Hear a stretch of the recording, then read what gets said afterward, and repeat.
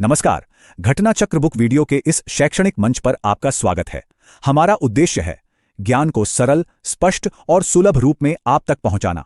आइए आरंभ करते हैं अध्ययन और सफलता की इस यात्रा को। कभी सोचा है कि भारत की जो कुछ सबसे पुरानी आस्थाएं हैं वो आखिर आईं कहां से? चलिए आज हम समय में थोड़ा पीछे चलते हैं और 3 महान आध्यात्मिक परंपराओं जैन, शैव और वैष्णव धर्म की आकर्षक जड़ों को समझने की कोशिश करते हैं। तो देखिए, हमारी ये यात्रा शुरू होगी इन प्राचीन आस्थाओं की नींव को समझने से। फिर हम विजेताओं के मार्ग यानी जैन धर्म में गोता लगाएंगे, शिव के उपासकों मतलब शैवों के बारे में जानेंगे और फिर देखेंगे कि कैसे भागवत परंपरा से वैष्णव धर्म का विकास हुआ।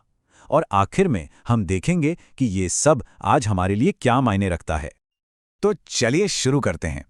इस आध्यात्मिक इतिहास के पन्ने पलटते हैं और देखते हैं कि इन 3 महत्वपूर्ण आस्थाओं के प्रमुख व्यक्तित्व कौन थे और इनकी शुरुआत कैसे हुई। सबसे पहले बात करते हैं जैन धर्म की, जिसे विजेता का मार्ग भी कहा जाता है। बड़ा पावरफुल नाम है ना, पर इसका असल मतलब क्या है? चलिए पता लगाते हैं। तो देखिए, इसकी जड़ें जुड़ी हैं संस्कृत के शब्द जिन से, जिसका मतलब होता है विजेता। तो एक जैन वो है जिसने अपनी अंदर की दुनिया पर, अपनी इंद्रियों पर, अपनी भावनाओं पर जीत हासिल कर ली हो। ये एक तरह से आत्मनियंत्रण का रास्ता है। जैन परंपरा को आगे बढ़ाया तीर्थंकरों ने, मतलब आध्यात्मिक शिक्षकों ने। ऋषभदेव सबसे पहले थे और पार्श्वनाथ 23वें। और यहाँ एक बड़ी दिलचस्प बात है, एक और तीर्थंकर अरिष्टनेमी, उनको भगवान कृष्ण का चचेरा भाई माना जाता है। ये इन 2 महान परंपराओं के बीच एक कितना गहरा कनेक्शन दिखाता है।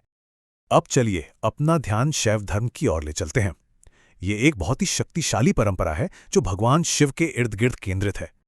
यहाँ पर मामला बड़ा सीधा है। जो लोग शिव की पूजा करते हैं वे शैव कहलाते हैं और उनका धर्म कहलाता है शैव धर्म। और शिव की पूजा की जड़ें बहुत गहरी हैं। सबसे पुराने हिंदू ग्रंथों में से एक ऋग्वेद में उन्हें रुद्र नाम से जाना जाता है। सोचिए, ये उनकी प्राचीनता का कितना बड़ा सबूत है। हाँ, पर शैव धर्म कोई एक अकेली परंपरा नहीं है। इसमें कई अलग अलग शाखाएं हैं। जैसे एक है पाशुपत संप्रदाय, जिसकी स्थापना लकुलिश ने की थी। फिर है लिंगायत, जिसे बासव ने शुरू किया। और एक नाथ संप्रदाय भी है, जिसके संस्थापक मत्स्येंद्र नाथ थे। हर किसी का अपना एक अलग नजरिया है। और अब आखिर में हम आते हैं वैष्णव धर्म पर। इसकी कहानी भी बड़ी दिलचस्प है कि कैसे समय के साथ इसका विकास हुआ और इसकी जड़ें भागवत परंपरा में कैसे थीं। इस परंपरा के केंद्र में हैं वृष्णि वंश के कृष्ण। उन्हें अक्सर वासुदेव कृष्ण भी कहा जाता है क्योंकि उनके पिता का नाम वासुदेव था। तो वैष्णव धर्म का जो विकास है ना, वो कई स्टेप्स में हुआ। देखें, सबसे पहले तो कृष्ण के जो फॉलोअर्स थे वो उन्हें भगवत कहते थे, मतलब पूज्य। तो उनका धर्म कहलाया भागवत धर्म। फिर धीरे धीरे महाभारत के समय में कृष्ण की पहचान विष्णु से की जाने लगी और बस इसी जुड़ाव से आज का आधुनिक वैष्णव धर्म निकल कर आया। तो इन तीनों परंपराओं की जड़ों को देखने के बाद एक बहुत जरूरी सवाल मन में आता है। तो आज हम इस सवाल के साथ अपनी बात खत्म करते हैं कि ये जो प्राचीन आस्थाएं हैं, जो हजारों साल पहले जन्मी थीं, वो आज भी हमारे जीवन को, हमारे समाज को और हमारी दुनिया को कैसे आकार दे रही हैं। इनकी विरासत सिर्फ इतिहास की किताबों में कैद नहीं है, बल्कि आज भी हमारे बीच जिंदा है। इस सोचने वाली बात है।